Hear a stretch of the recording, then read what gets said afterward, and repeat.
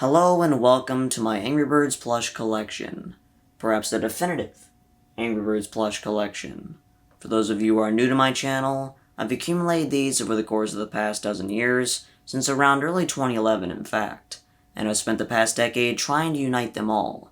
Every single 5-inch plush, or 6-inch in this case, and bundle ever released by Commonwealth Toy Novelty, which has been my goal since the very beginning.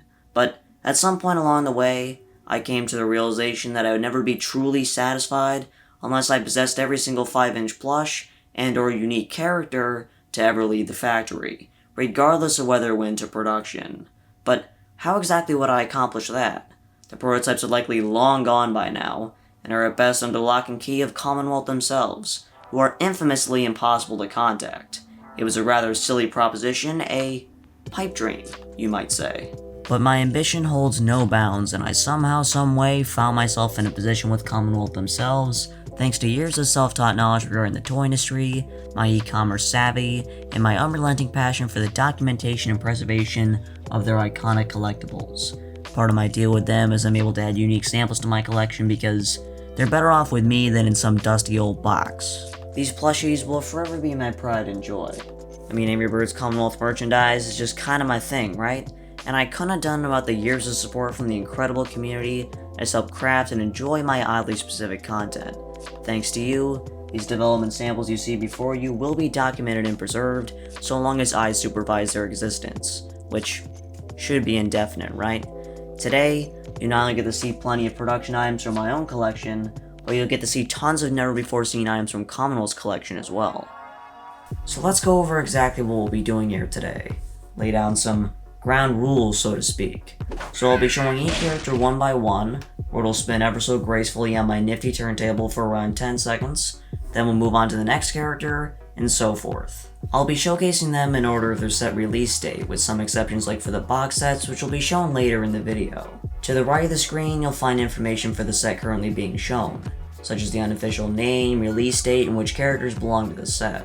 Meanwhile, I'll provide some cool trivia regarding each set, so it's not just an hour-long elevator music fest. A secondary but almost equally important goal in my collection is to have each character in mint retail condition. So that means I would like each plush to have their original tags and come from one of Commonwealth's factories directly. So do enjoy all these beautifully mint pieces of merchandise as they spin round and round like a diamond at an auction. My number one plush collecting pet peeve is people who remove the tags. If that's you, please stop. You're incredibly annoying. The items look so much better with them. Oh yeah, and one last thing. At some point I decided that the 3-inch backpack clips are worth pursuing, so stick around to the end if you're curious to see what I got. And with all that exposition out of the way, let's get into it.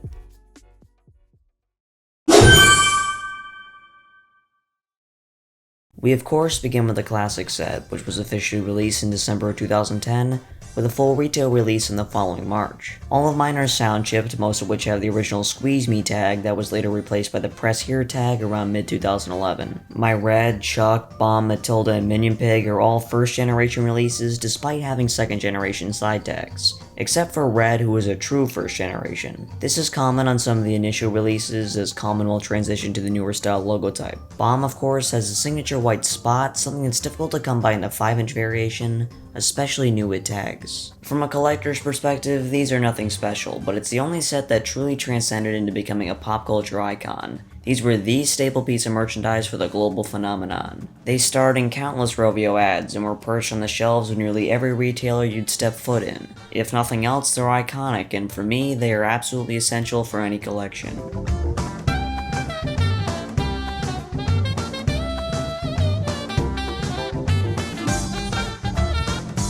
One thing I particularly love about my King Pig is that he still has the tissue paper in his crown, just how he would have come off the production line. Factory errors are difficult to account for because there's no defined checklist per se. If you stumble across one, you're already ahead of the game. The Minion King Pig is the most common error that I've seen, but he usually pops up in 8-inch and not 5-inch. Or technically 5.75-inch in this case. Never seen a true 5-inch. Of course, Commonwealth later revised some of their characters, some of which are apparent just by a quick glance, but others are more subtle. For example, just compare the two reds and tell me they didn't tweak the pattern after early production runs. Bomb, Blue, and Chuck are a bit more straightforward. No spot for Bomb after 2010, and cross-eye designs for Blue and Chuck for 2012. Pretty easy to identify.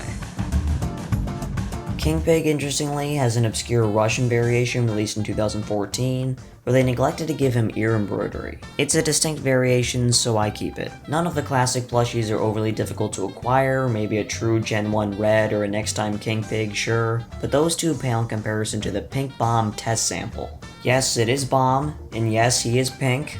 Don't know why, but it's definitely a cool one of a kind. You'd be mistaken in thinking that's the craziest thing we'll see today, because allow me to introduce you to the blue slinky stuffed Chuck. I promise this is by far the most bizarre thing we'll see today. They just plastered Chuck's face onto this thing. I mean, I don't even know what purpose this ultimately served, but it's certainly an eye catcher, I'm not complaining. But what about this one that actually has a practical use? Should you happen to be stuck in 2011. I can make it play any sound I like, and I certainly have plenty of ideas.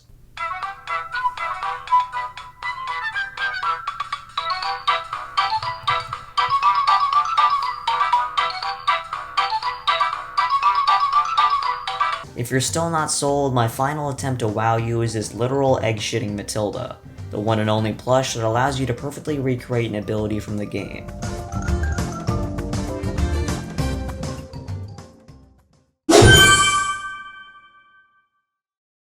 Clearly, there had to be a follow-up wave to account for the new flock members Rovio introduced over the years. This is known as the Classic Set Wave 2 amongst enthusiasts, which includes 3 different production howls to collect. One with an opening beak, one with a sealed beak, and a redesign to match the in-game chrome redesign. By far, the rarest of the 3 is the sealed beak variation, though even that's not saying much, at least on a relative scale. I think most of us can agree that the opening beak version is objectively the best one just because of the feature itself. It allows you to recreate Halsey's coming back moment. How could you possibly say no to that? Most believe the inflated bubbles was only released in larger size variations, but there are indeed smaller sizes. European amusement distributor White House Leisure released 5-inch and 6.5-inch variations, which are notably smaller and actually feature small pellets inside to give the character some weight. I have the 6.5-inch variation, but I'm still on the hunt for the 5-inch one. I also have an early sample of Terrence with a slightly different design, but more interestingly, notes from Rovio regarding changes they wanted Commonwealth to make. He is complemented by the 10-inch size development Hal, who really pops off the screen with his bright green feathers.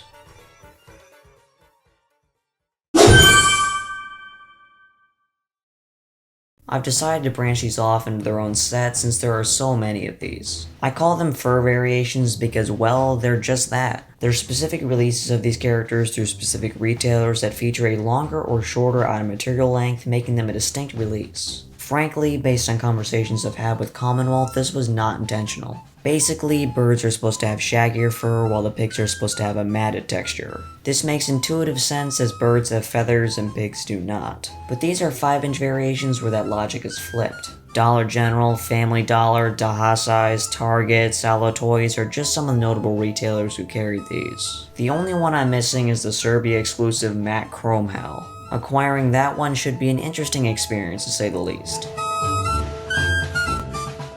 The fluffy pigs are easily identifiable, but in case you're unsure, look at your pig's tush tag and check for the production code. Anything E15 or later and you've got yourself a Sallow release.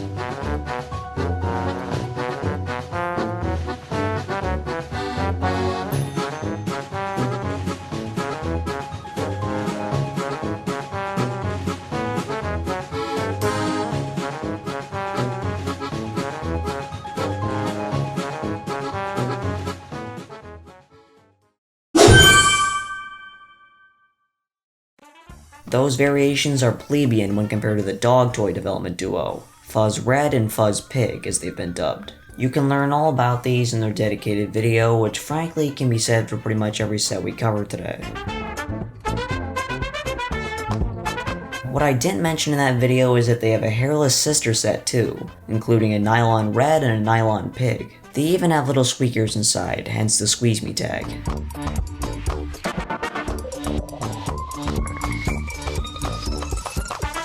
There's a fifth oddball dog toy that shares characteristics with both variations. This one has a squeaker in his nose, yet has a layer of faux fur. One of my personal favorites of my collection, the Bad Piggy Bank, has a fascinating history, and the item itself is super unique because it actually doubles as a functioning piggy bank. Mine has no symbol on the side as they couldn't decide whether to use the star or the $ for production. Spoiler, they just scrapped the concept. Let's just get this one out of the way right now. Yes, this is a 5-inch Mighty Eagle. The only 5-inch Mighty Eagle. Likely created for ease of transport because the 18-inch, which I also have, would be pretty impractical to ship. The Jumbo is obviously an iconic piece, but the 5-inch better suits my collecting purposes. The first season set, believe it or not, was actually released nearly a year after the game itself came out. As far as season sets go, this one certainly holds up as one of the better ones, as each character has a distinct appearance, unlike other sets we'll look at later. Looking at you, Season's Greetings, Go Green Get Lucky, and Easter eggs. While they may not be based on an in-game design, they are based on renders Rovio created just for Commonwealth, which I cannot show here. This set is also home to one of the most obscure production plushies, that of course being redesigned Wizard Chuck, who seemingly was only released in Canada and Russia.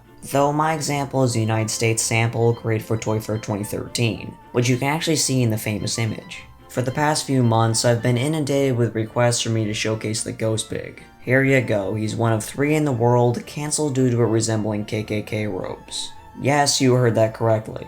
If you're wondering what's underneath this sheet, please avert your eyes. Pumpkin Hat Pig made it to production, but unfortunately this pig inside a pumpkin did not. Disappointing considering this is the more iconic look for the character. Might be difficult to see, but this sample Devil Rat's horns are actually speckled on the front, unlike production.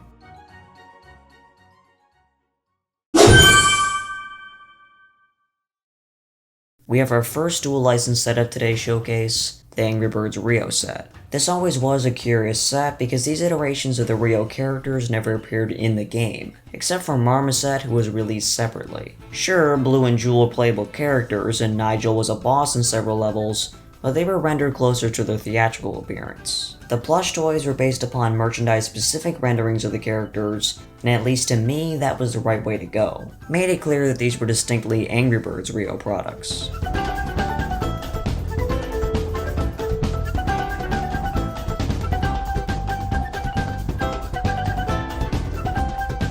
Some people don't realize that the Marmoset was the first plush to feature a unique sound chip, something I wish they would have done more.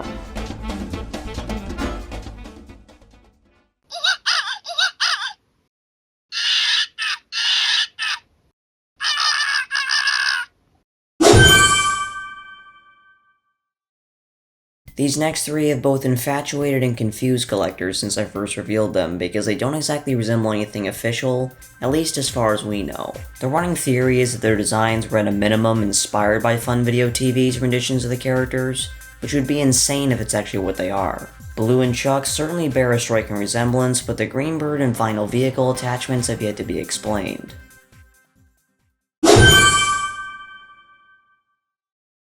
Moving on to the second season set, we have Season's Greetings. I know they came out in 2011, so you'd think we should call it Wreck the Halls. But you see, I've always thought it made sense to name the set after the hang tag art, which clearly is based off the Season's Greetings app icon. Almost all of mine are retail variations except for my Chuck, who is the good stuff. Much criticism has been thrown the set's way over the years, primarily because of the copy and paste Santa hats featured in all the characters. Hard to disagree, especially when comparing it to the Trick or Treat set we just looked at.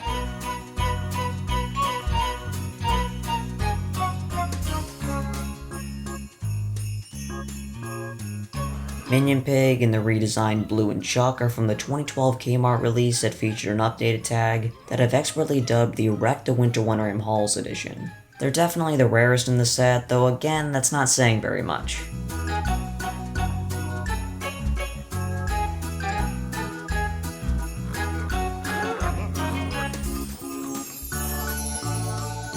That is, if you're not counting this Santa red on a Nintendog sleigh. Okay, maybe that blue quote-unquote Chuck wasn't really the weirdest one here.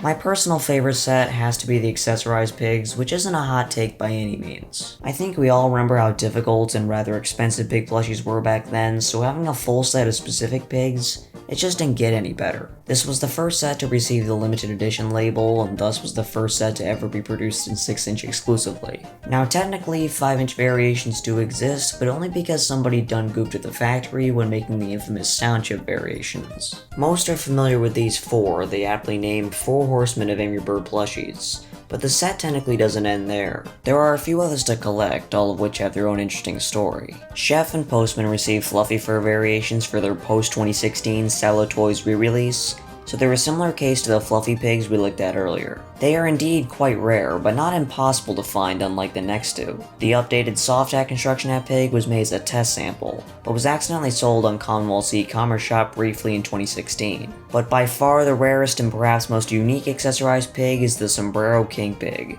who was cut from the set in favor of Postman Pig. One of my favorite pieces in my whole collection, it captures the character so well. This next set is also an official limited edition one, but this time they made it clear thanks to an all-new golden egg hang tag. This is the winter attire set, which I've chosen to call Season's Greetings Limited Edition for consistency's sake. This too was supposed to be a 6" exclusive set, but once again, sound chip variations are technically 5". All of my birds are Red Planet variations from Canada, though my pig is a typical US release. I specifically sought out 5" ones so they'd easily fit into my shelf in a row. The 6" ones were a tight squeeze and looked awkward next to all my other 5" plushies.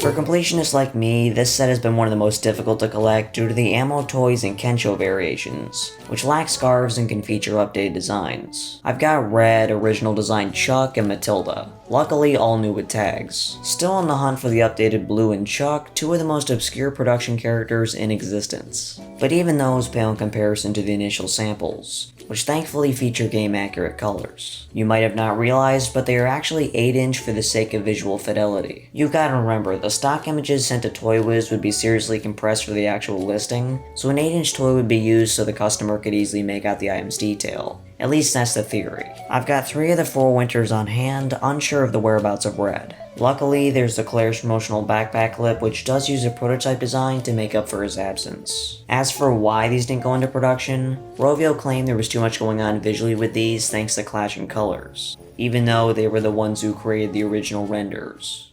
Odd. I have been inundated with requests to show off what enthusiasts are calling the Ham High set, clearly due to their copy and pasted cowboy hats. Yes, it is the exact same hat used on Cowboy Hat Pig, and I can attest that these somehow feel even more fragile. Just handling them is nerve-wracking because unlike Cowboy Pig, who they presumably made thousands of, these are pretty much one-of-ones. And it's not like I can just go ask Commonwealth to make me another. They discontinued Cowboy Hat Pig for a reason. Not that there's anything special about the base plushies or the hat itself. It's the combination of the two. I'm assuming these were just a wacky accessory swap idea that couldn't have gone down any later than this.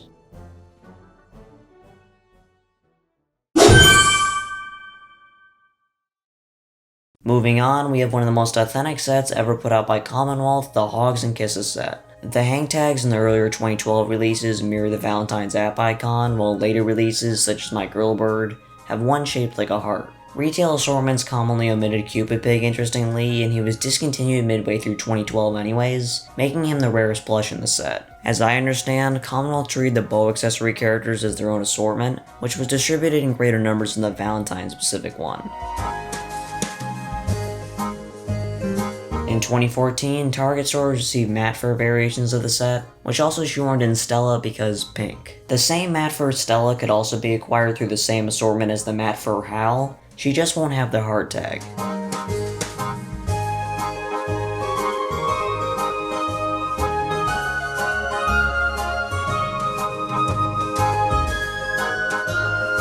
I have one 5" sample plush that I assume was meant for this set, though without any hang tag I cannot say with certainty. Am I wrong to associate the bow tie with Hogs and Kisses? Let's Be Lovebirds and It's Complicated are also officially part of this set, one that includes 2 exclusive 4" plushies, the other that well, exists. Both of mine are the Gen 2 variation as opposed to the Russian Gen 4 variation. 2013 was supposed to debut a second wave of Hogs Kisses plushies featuring enhanced designs, seemingly for the sake of it. Might I suggest the name Embroidered Hearts Gang, because that seems to be the distinguishing feature between them all. If I remember correctly, the pink bow girl bird was also used in other merchandise around that time, so it's not completely out of left field. This also finally closes the case in that pink bow tie red who 100% was a part of this set, most likely a later prototype. And no, this pig is not a revised Cupid pig despite all appearances.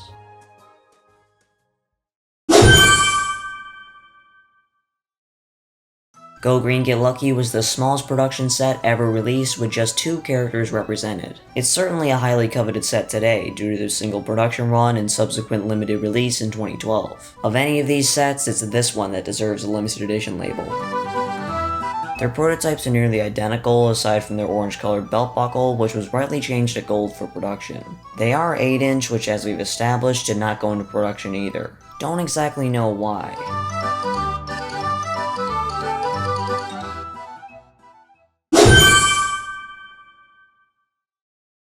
From one of the small season sets to one of the largest, here's my Easter egg set. Although they share generic tags with the previous set, they do not share rarity. This set had a whopping 3 separate releases over the course of 2012, 2013, and 2014, each of which offering something new to collect. The set initially had 4 characters in 2012, then the 2013 release came along introducing Blue and Chuck redesigns. And just like the Hogs Kisses set, 2014 saw them reappear at Target with Matt Fur and Stella alongside. Fun bit of trivia, the set was actually supposed to have a proper Seasons app icon tag, but someone must have really done goof this time because they would never appear in any of the production assortments. And as I mentioned, they had 2 chances to correct that. The art that I'm referring to was created in late 2011 and was clearly labeled and organized right next to the other Seasons tags in their art folder. No such tag for Go Green Get Lucky though. It's all strange.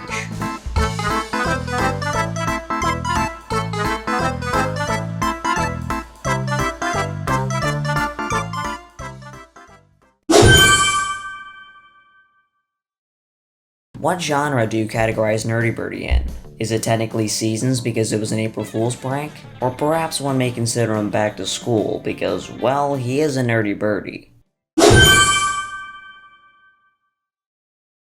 Angry Birds Space is up next, and on the surface there appears to be nothing notable to see. Always was disappointing how this set, despite being based on one of the most popular spin-offs of the franchise, only received 6 bird plushies and no pigs whatsoever. Therefore, I made it a point to represent all 6 in the best way I could. All of them are retail sound chip variations. None of them are from the same production assortments though. My Laser Chuck is a Next Time 2014 edition, and my Monster Terrence is a later 2012 4th gen release. The rest of them are early 3rd gen releases that I would have seeked out for each one if they had gold Negastroid variations. Only the initial 8-inch Walmart plushies got that.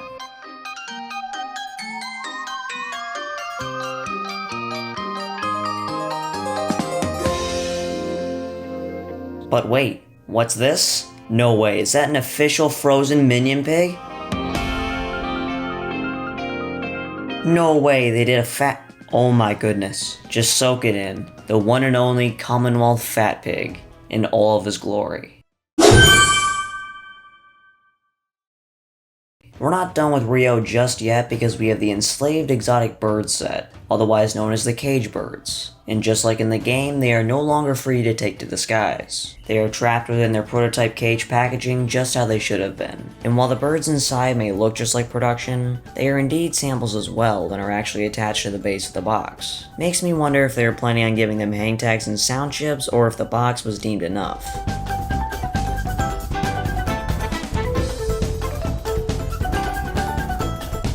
Among them are the sample retail red and yellow cage birds, which were only released as good stuffs for production. These are the only cage birds who are not attached to the box, interestingly.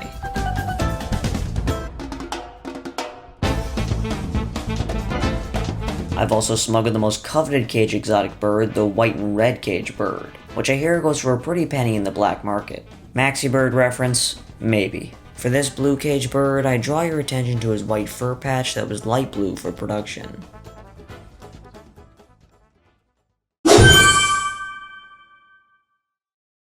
The Birthday Party Set has slowly gained a rather infamous reputation over the years due to their incredibly obscure release. We know for sure they were made in July of 2012, though we don't know exactly when they made it to Hallmark shelves. I've always appreciated how faithful their accessories are. The hats specifically look just like the ones from the game.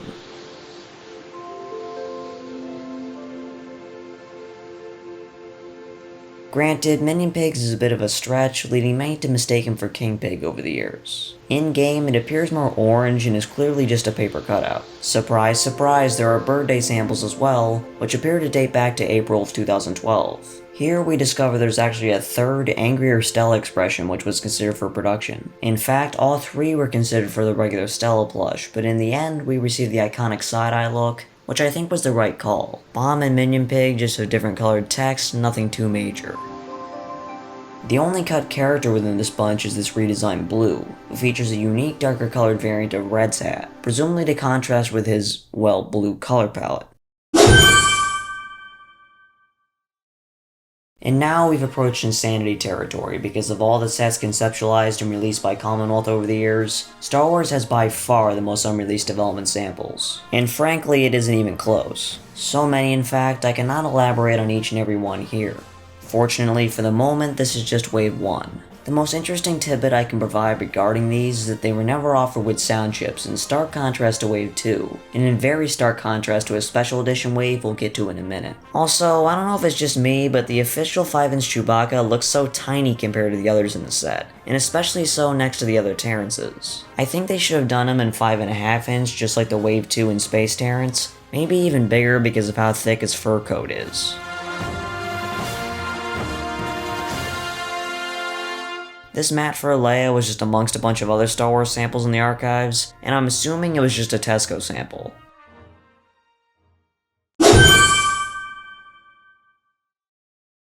Speaking of Wave 2, here they are, in their best form imaginable. Retail sound chipped. It was surprising to see a 6-month gap between Waves 1 and 2, not sure why these characters in particular took longer to hit production.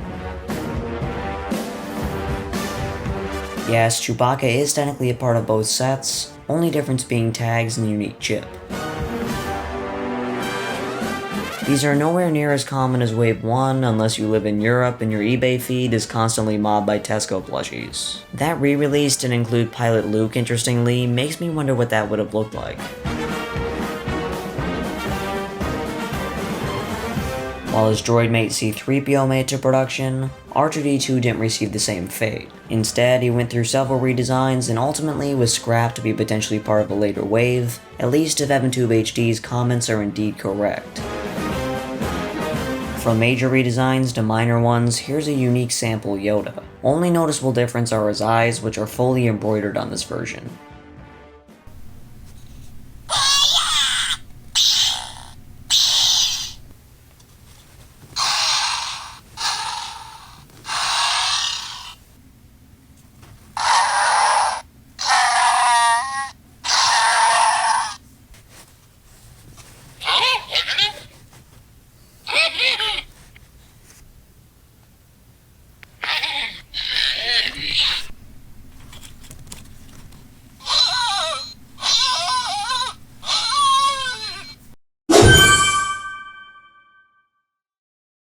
Here are some miscellaneous development samples that were intended for Waves 1 and 2, some of which made it to production in one way or another. They all have 3rd generation tags, making these likely the first Star Wars plushies ever created. Well, to be precise, the R2-D2s do not, but trust me, they come from the same batch of samples. I have no idea who made Luke's hair reddish brown in the second sample. The first one had it pretty much spot on. But with that first one, they made him look so dejected.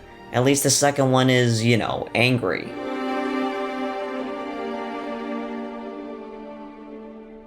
By no means do I have them all, but it's still interesting to see some of the initial stylistic details that didn't make it to production. Some of these we've known about due to various stock images, Rovio video backgrounds, and curiously, Commonwealth's May 4th Instagram post. And the Royal Guard is here too, implying it was meant to be one of the first characters to go into production.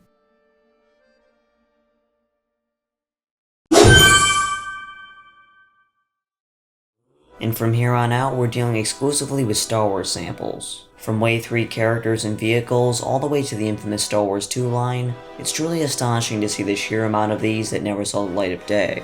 Now, drawing the line between a Wave 3 and a Star Wars 2 can get a little fuzzy, so in the end I've decided to group all the characters together and deal with everything else that's obviously different separately. So right now you're looking at all the unreleased characters, some that are from the Star Wars 1 game, and some that are from the Star Wars 2 game. What we've known as the Star Wars 2 set all these years really was just an additional wave, or perhaps waves plural, aimed at capturing as many Star Wars characters as possible. The tags coincidentally are in the Star Wars 2 style for the sake of tying the marketing to the aesthetic of the game. Development likely began prior to the new tags being printed, which is why you see some of these characters with Star Wars 1 tags. That, or they just used whatever they had lying around.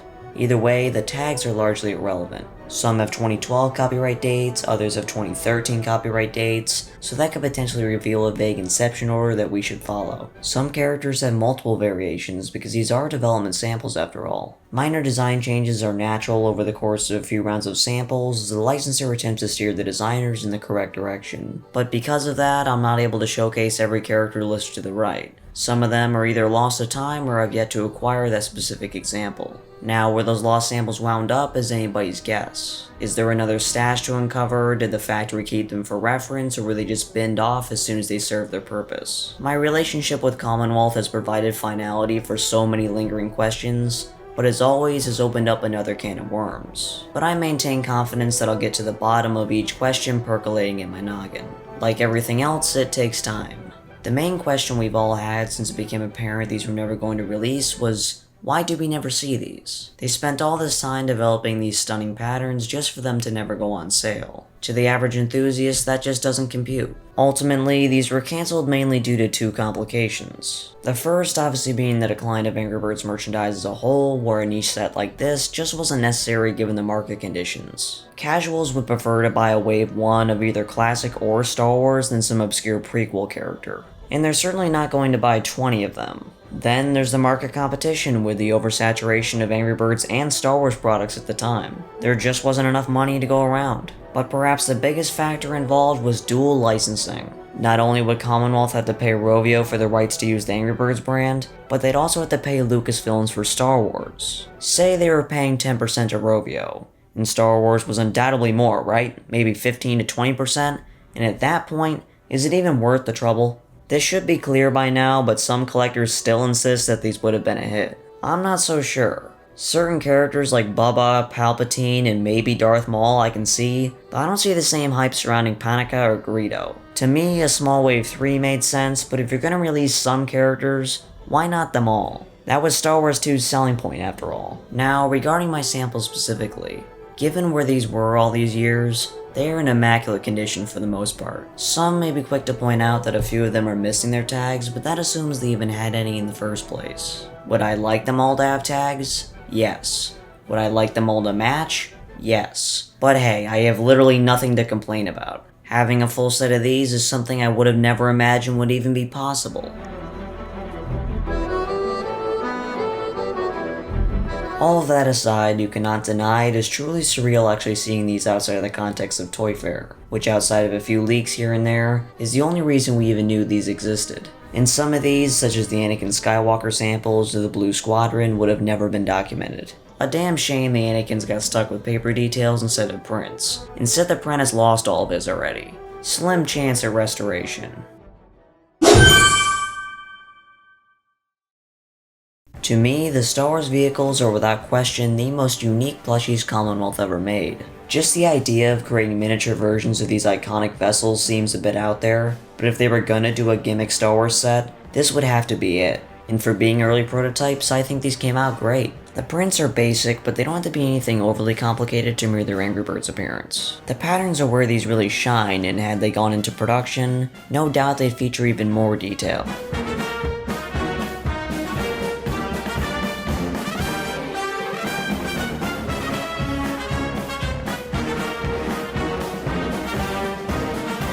Hard to envision the vehicles having a substantial market in 2013, these would really only appeal to a narrow collector base that really didn't even exist back then. The idea of storing them all in a Death Star zippered case was a neat idea though, but as you'll eventually find out, the full set doesn't exactly fit inside the prototype. Nonetheless, I love these, and hopefully I'll have the full set soon enough. For now, I'm especially fond of this miniature Death Star that you can clearly see used to have blinking lights.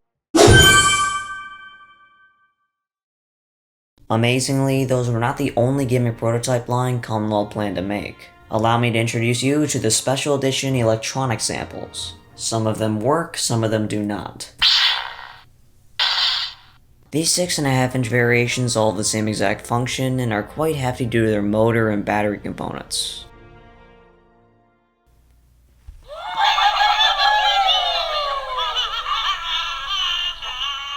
I had to use a fair bit of WD-40 on these to get these back in working order, but Han Solo and Pilot Luke just would not budge. A shame for sure, especially Pilot Luke who actually uses his prototype design. If just one could be in working order, I'd 100% choose him.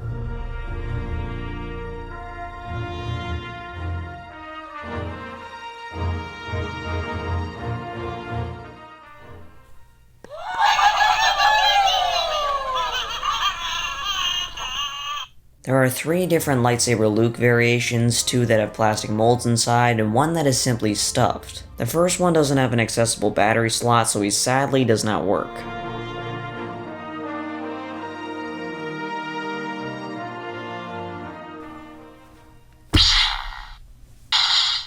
This third variation perhaps reveals plans for a Jedi Luke, but no black attire here.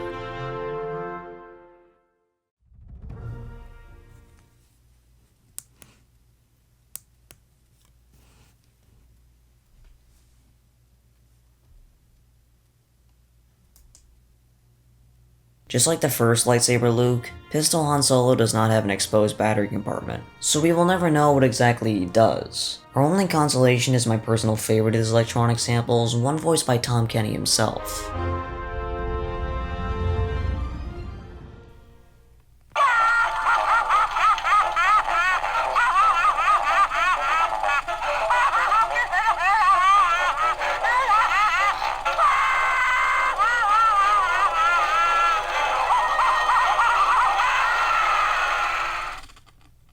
Again, sadly, this Darth Vader does not have an exposed battery compartment, so there's no saving him now. I figure his lightsaber would glow red to match the plush variant, which is far more interesting anyways.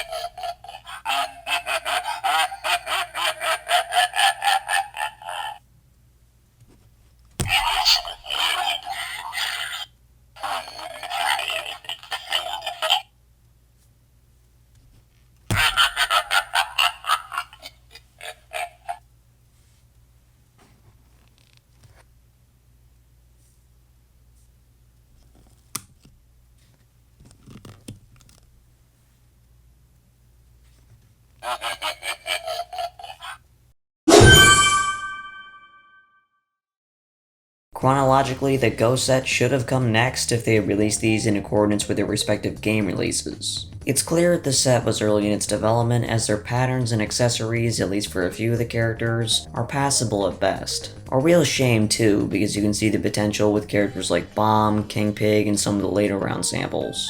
They were slowly trying to stylize these to more closely resemble the Toons art style, something we would have all liked to have seen. It's a shame royalties and market saturation led to the demise of sets like these, but from the perspective of Commonwealth, it just didn't make sense given the particular circumstances at that time. That is Bubbles, by the way, the only one in the set that was clearly in its early stages. This also would have been the only way to acquire an undamaged helmet pig, but he is very different compared to the original 2011 release. So it's not like for like.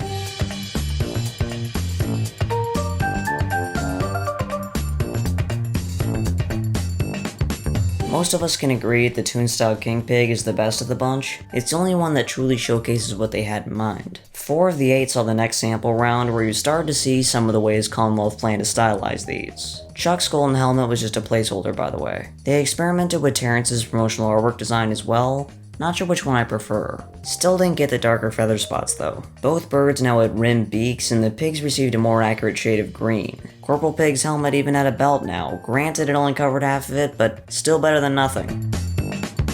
Foreman Pig finally got the correct color stash, and the interior of his pilot helmet got a woolly upgrade.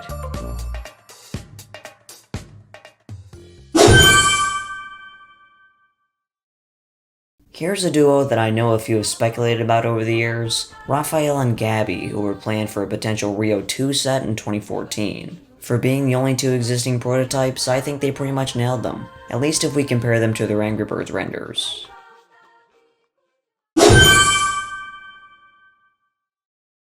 With all the Star Wars Go and Rio chaos out of the way, we finally returned to some semblance of normalcy. The Stella set defied the odds and became the only set of the four to hit production, albeit in a limited capacity. I never noticed this until I started recording turntable footage, but there are actually two different variations of Stella in this set. The earlier one has her pupil's reflection facing the same direction, the later ones face in different directions. The pinks are slightly different too, I had no idea they changed this.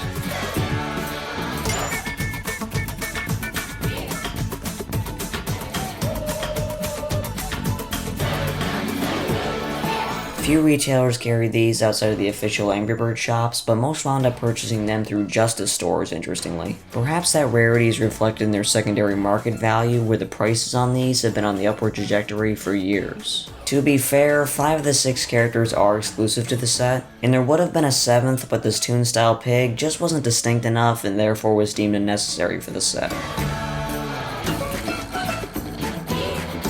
I have a few samples of the Stella plushies, but their differences are hardly noticeable until you put them side by side with their production versions. To me, they appear to be a bit more stylized in some areas, besides Stella and Gale obviously, whose patterns were not complete. And I was unable to find a Luca to complete the set, so I have no idea where that one is, if it even exists. You cannot see it here, but one of the small differences with Willow, Poppy, and Dahlia are their tail feathers that are less rounded on the samples. Compared to the official Rovio renders, this is actually more accurate. Again, not sure why they changed that.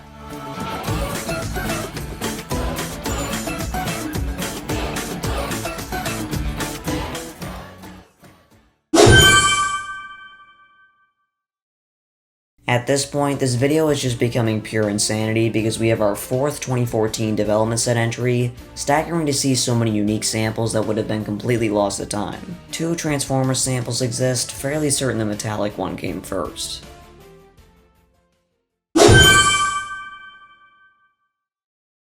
The last set to ever go into production, at least under license, was of course the movie set. These designs of the characters historically have been looked down upon, but it's not like Commonwealth had any say in that matter. Just trying to remain objective here because I know it's a community divisive issue. For what it's worth, I think Commonwealth did a nice job here.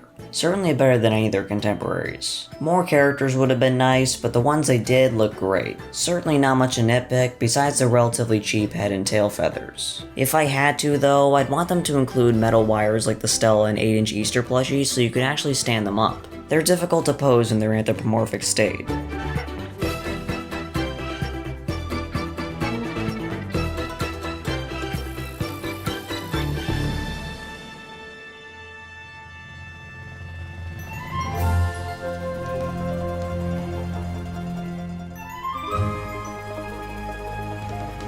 I run into a lot of fellow collectors who have no idea that a 7-inch movie Minion pig even exists. They often insist that Leonard and the 11-inch Ross are the only pigs in the set. The plush itself has been overlooked by so many collectors as it's written off as just another movie plush by those who don't know. While it may not be as desired as other plushies, it's certainly one of the rarest. One character we did not get was Terrence, a rather strange omission, who can finally be properly documented. Yet another prototype that looked primed for production that was cut for one reason or another.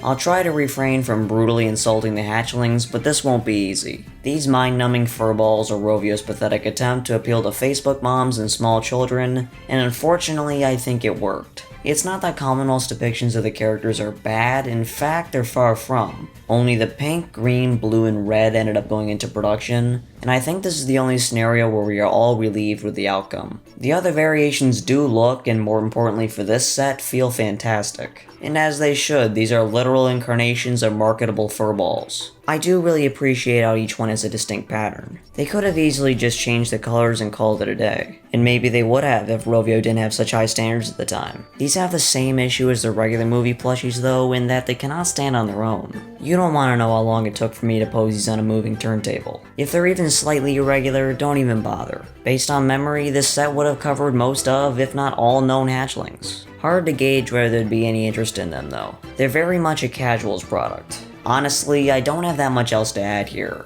I'm a completionist, so much to my chagrin, I'm mentally forced to keep a full set of these. I'm at least pleased with the plushies themselves, it's just that the characters do not do anything for me. A shame this had to be Commonwealth's final hurrah.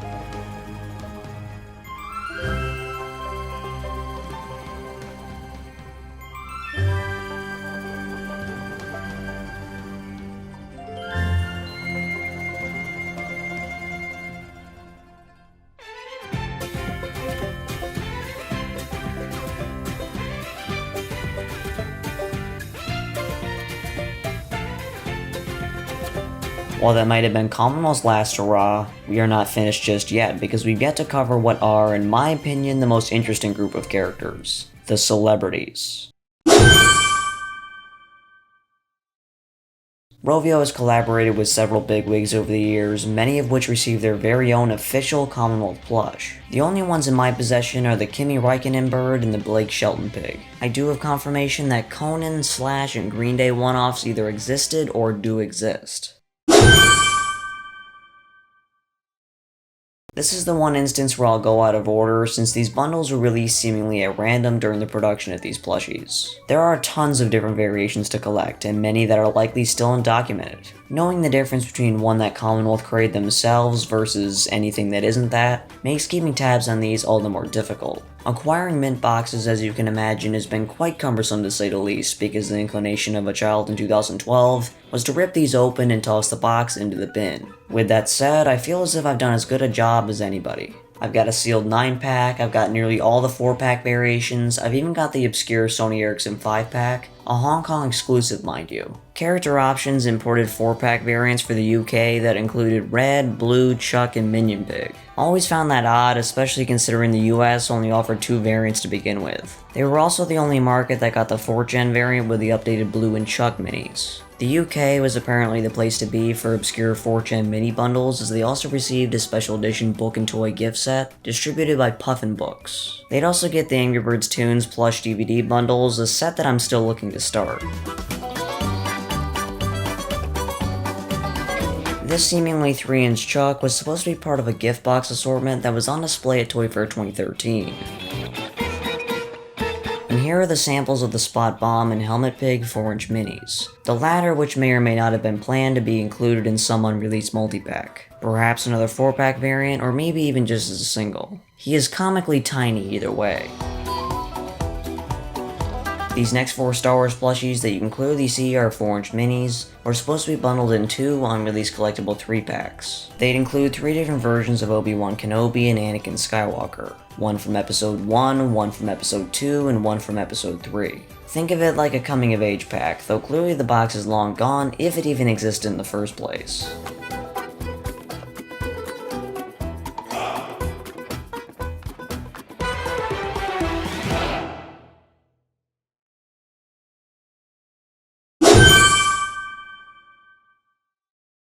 I mentioned at the beginning of this that at some point I decided that the backpack clips are worth pursuing. I could have easily done this with any other popular size variations such as 8-inch or 16-inch, but those would not be conducive to the space I currently occupy. Besides, the backpack clips are in many ways their own separate entity, and generally there isn't as much to collect, relatively speaking. That does not mean acquiring a complete set is easy. In fact, it's far from, due to specific releases, essentially being region locked. I have a couple of grail pieces, including a few samples of course, but there's a handful of extremely interesting production releases as well.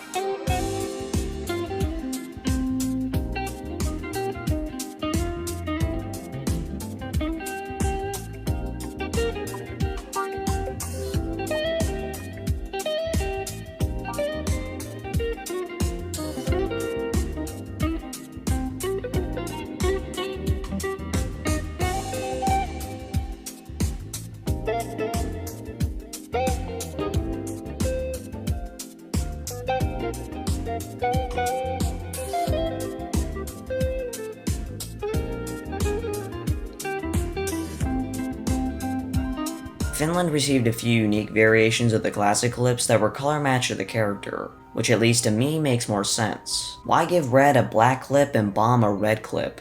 Why give blue a yellow clip and chuck a blue clip? I am unsure why these were specially produced alongside the more common mismatched ones. While they may not be backpack clips by definition, the plush ornaments are extremely derivative, sharing basic character patterns with the clips. They were first released in 2011 as second generation Angry Birds shop exclusives, and later transitioned to a more traditional holiday season retail commodity. You can tell apart the earlier versions by the red loops on their smaller hats, the lack of a UPC, and the washing instruction tags. The post-2011 ones have golden loops, larger hats, and blue and chuckle have their cross-eye designs.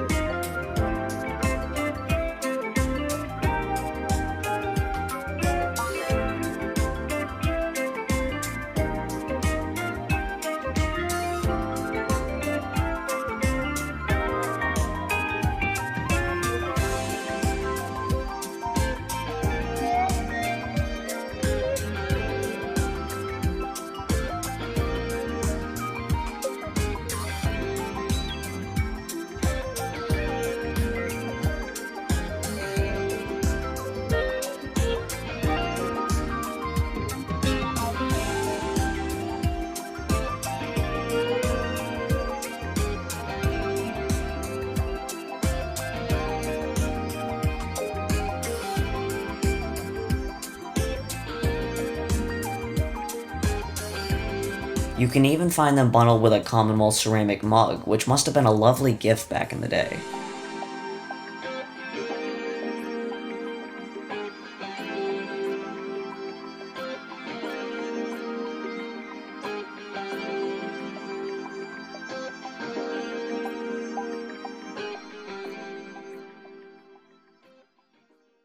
To this day, there are some who are surprised to learn Hogs Kisses backpack clips exist, and to be fair, they don't exactly show up very often. Bo Pig is far and away the hardest of the two to find.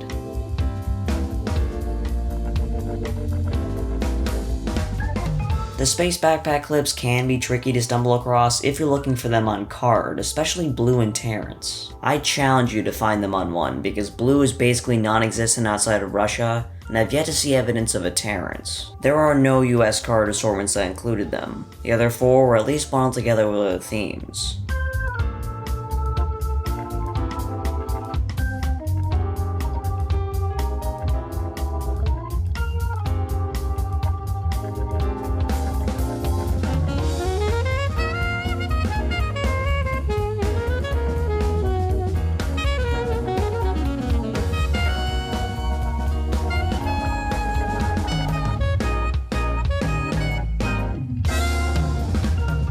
And I've never seen anybody discuss this before, but Taiwanese distributor Beast Kingdom offered a Space 3-pack. Don't yet know the specifics regarding its release. Star Wars is also a mixed bag, though at least I can see why certain ones are impossible to find. Wave 1, piece of cake. Anybody can go on eBay right now and find dozens for sale. It's Wave 2 that has given me trouble, those being Pilot Luke, Obi-Wan Kenobi, Yoda, C-3PO, and technically R2-D2. And you might as well throw Chewbacca in there as well, even though we don't know exactly which wave it came from.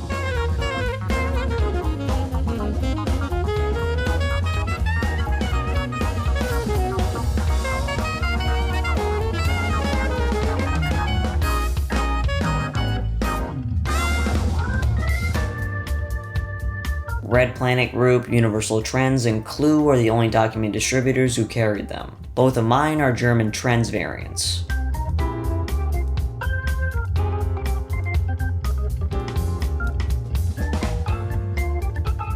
Just like the regular plushies, the Stella backpack clips have become increasingly sought after, but in the case of these, it is actually more of a scarcity issue. Some retailer, who the hell knows why, was delabeling these, which is why you'll see many images of them with incoherent black scribbles over their barcodes and logos. This can usually be accomplished by simply using a sticker or two, but no, they just had to permanently ruin the cards, I guess.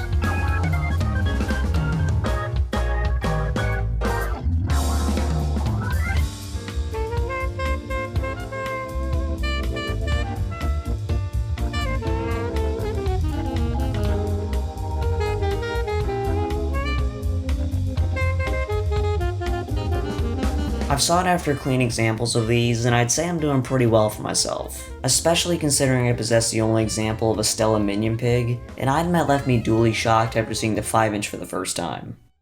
On the surface, the movie backpack clips appear to be one of the most bland sets, but hold that thought because there's some interesting trivia here you may have never considered. The production set did not feature a Stella, Mighty Eagle, or Leonard, instead opting for a minion pig, by far the most obscure production 7-inch. If omitting characters was bound to happen, I suppose I can see why 6 were chosen, but it would have been nice to see all 9.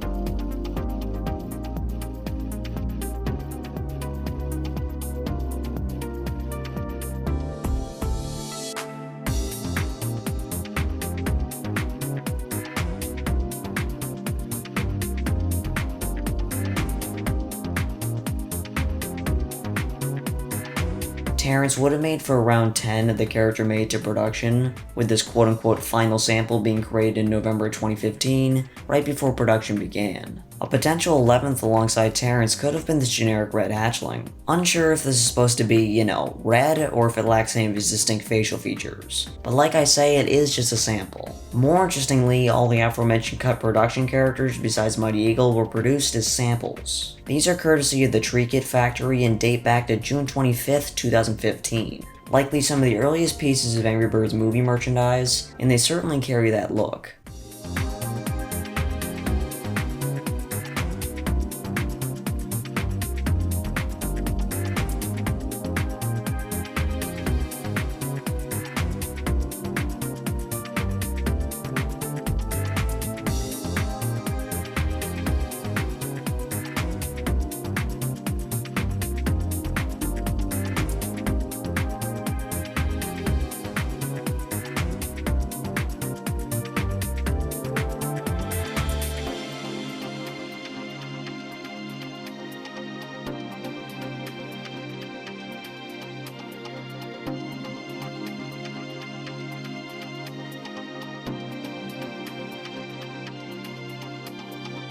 It's nice to see Stella, Leonard, and even Ross in backpack clip form, even if they don't resemble their production counterparts perfectly.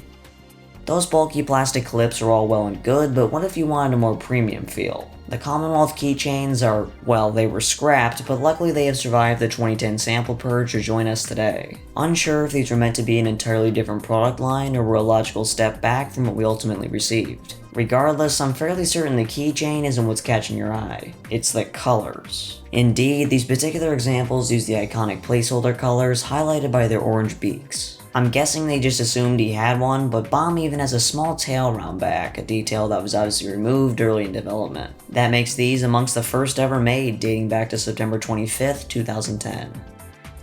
A similar concept came to fruition about a year later with the suction cup samples, which we can be 100% certain were not meant to be a replacement for the backpack clips. Though I cannot say this idea was even legitimately considered for production, it could have just been a flash in the pan experiment. The suction cups are clearly way too large given the size of the plushies, and it wouldn't surprise me to learn they were ripped off a pre-existing toy. Perhaps just as interesting is the inclusion of a redesigned blue, giving you an idea as to how far back that pattern really dates.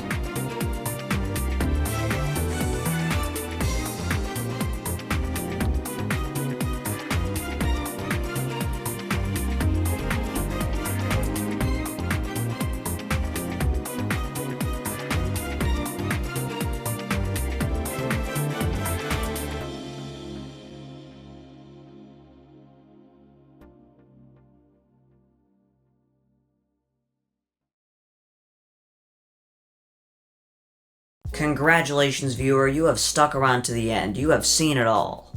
Or at least as much as I can possibly show you at this moment. I am exhausted, yet filled with glee, because talking about my stash of merchandise is one of my favorite pastimes. I'm truly blessed to be in a position where my dreams became a reality. And now that all this has been published, I can finally share high quality photos of each and every item. That way they are immortalized on the internet. So check the description for Google Drive and Flickr page links, where you can access the over 100 photos I've taken, establishing a new archive for Angry Bird plush images. It will be updated over time as I inevitably reveal more merchandise. Though I do ask, if you post any of the photos on any publicly available website, that you do please credit me. Cheers to those who made it all the way through. I know that was a long one, but I'd like to think I kept your attention throughout because I know I'd be all googly-eyed throughout. Anyways, if you have any comments, questions, or complaints, you can let me know in the comment section below. And with that I say, peace out.